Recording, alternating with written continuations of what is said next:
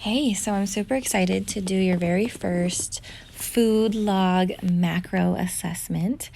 And I like to do these once a week, and the first few might be a little bit longer with the time length, only because I'm going over more in the beginning. And then as time goes, they will be around 5 minutes. I try to make them as quick as I can, along with everything that we do during the week being very time friendly within 5 to 15 minutes, depending on what it is that we're doing together. So I'm going to jump right in.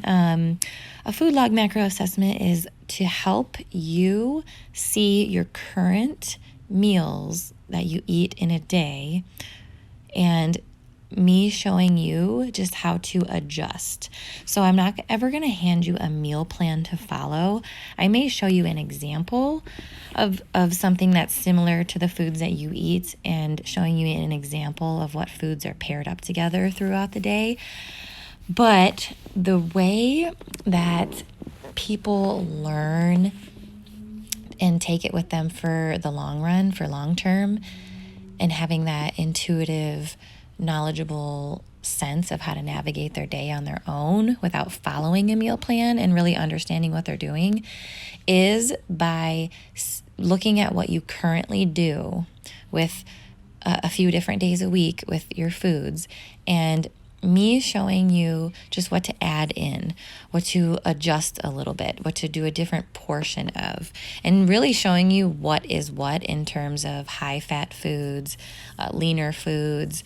And the more you get to know that and understand that, the more you will make subtle tweaks in your day with that knowledge behind it. And a little bit of effort with little changes makes a huge difference down the road.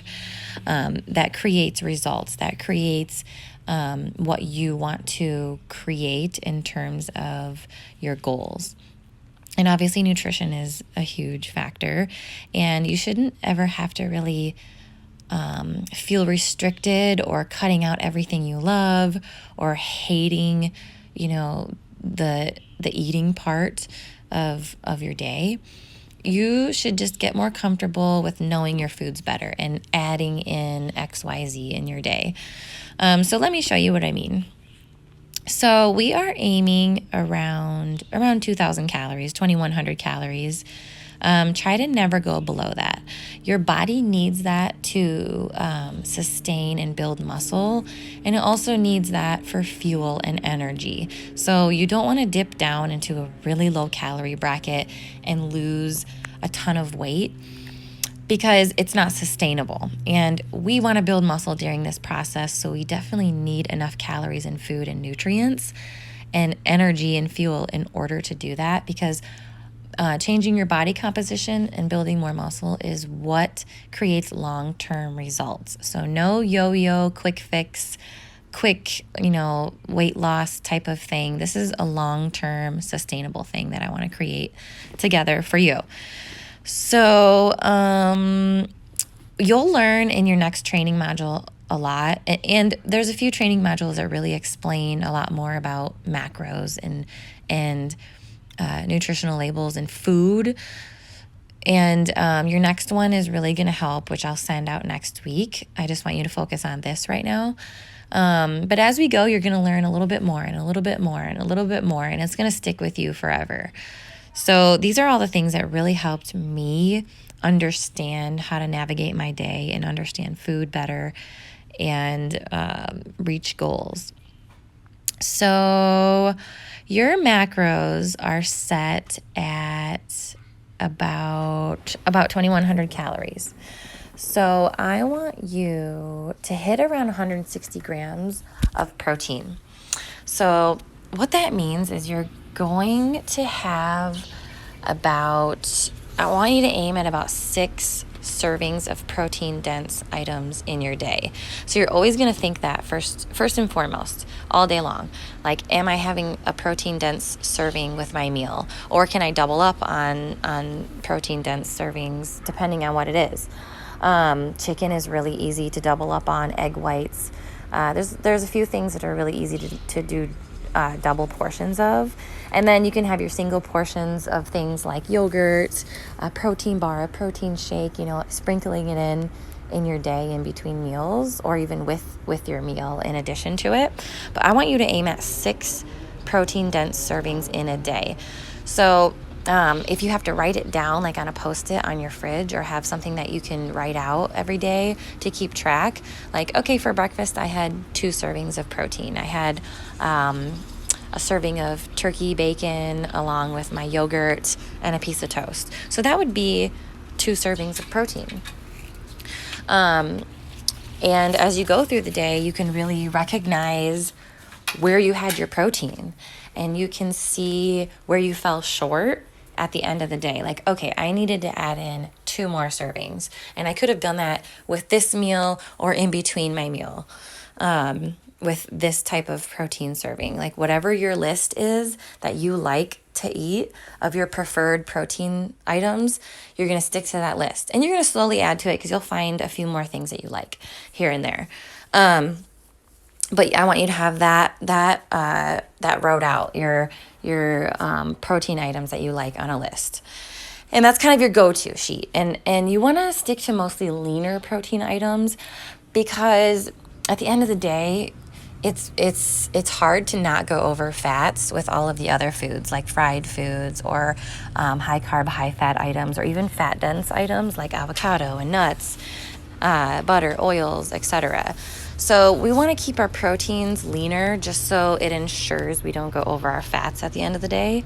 But you can have like 1 out of 6.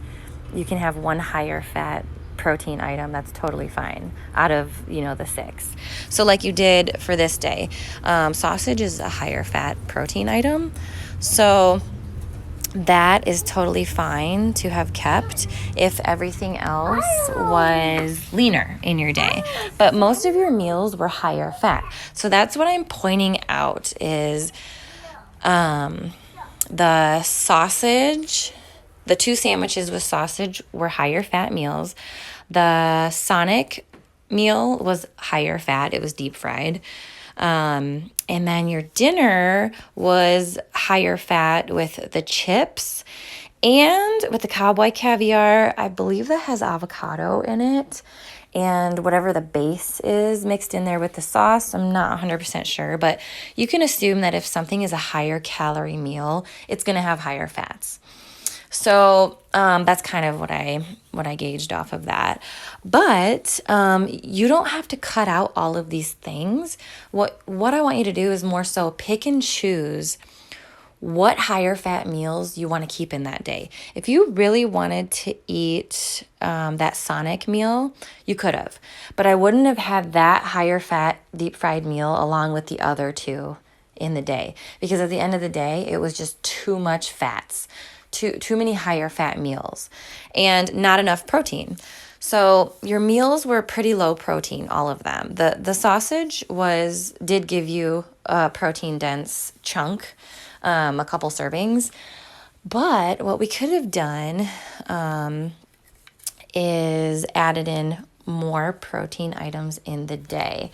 Obviously, this is always what people start off like, so it's not a big deal, and this is how the learning curve happens, the learning process. So usually when I see people's macros with their food logs, they're usually low protein and higher fat and higher carb, but they're still in the calorie range that they need to be in. So the macros just need to be adjusted and rearranged, if that makes sense. So instead of doing lower protein and higher fats, I want you to have higher protein and enough of the fats and carbs without going excessively over. Sorry, my little one chimes in. So let me show you what I mean by that. I'm going to dig in a little bit deeper so you understand, and in a visual way. So I like to show you on these charts. So let me move on. actually, let me show you. So you were at 86 grams of fats in this day, and I want you to stay around 65. So a lot of your calories were placed within your fats, but you were still within the calorie range that you should be in. But like I said, the macro ratios were off. So I wanted you to lower your fats a little bit and higher your protein within that calorie mark. Okay, so you were at, with this day, you were at about 60 grams of protein. So I want you to almost triple that, which sounds kind of crazy. Not quite tripling, but like, 2.5 times more, because I want you to be around 160 grams of protein. So with doing that, we're going to start with just focusing on 6 servings of protein dense items in a day. And we're going to be more conscious and more organized with it, just by writing it down and being more conscious of what we're doing throughout the day. So let me move on to this. So this is the same day. I just have a couple more things written out on here. So what I just showed you, or what I was just talking about, was your macros. So I want you to aim at about 160 grams of protein, 221 grams of carbs, and 63 grams of fats. And that makes up around 2,100 calories. And it's okay if you go over that a little bit. It's okay if you go over your calories a little bit, because you're still able to build muscle when you go over your calories a little bit, but not every day. I don't want you to go over them excessively every day, but it is okay if a few days, you're at 2,300 calories. That's totally fine.